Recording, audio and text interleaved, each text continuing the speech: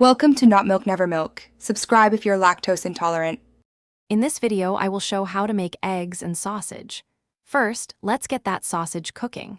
Select your favorite type, whether it's savory links or convenient patties. Place them in a skillet over medium heat. Cook until they're beautifully browned and fully cooked, ensuring an internal temperature of 160 degrees Fahrenheit. This usually takes about 8 to 10 minutes, depending on thickness. Set the cooked sausage aside, keeping it warm while we prepare the eggs. Now let's turn our attention to the eggs. For fluffy scrambled eggs, crack 2 to 3 eggs per person into a bowl. Add a small splash of milk or cream, then whisk vigorously until the yolks and whites are fully combined. Melt about 1 tablespoon of butter in a non-stick pan over medium-low heat. Pour in the egg mixture and cook, stirring gently with a spatula.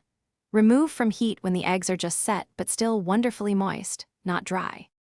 If you prefer fried eggs, the process is just as simple.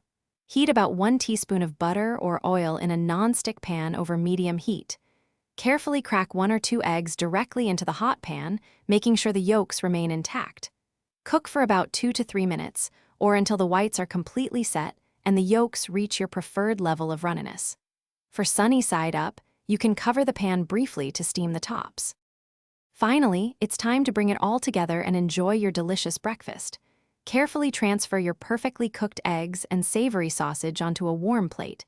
Consider adding some complimentary sides, like a slice of buttered toast, crispy hash browns, or a refreshing bowl of fresh fruit.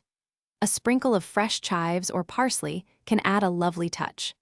This simple yet satisfying meal is now ready to be savored.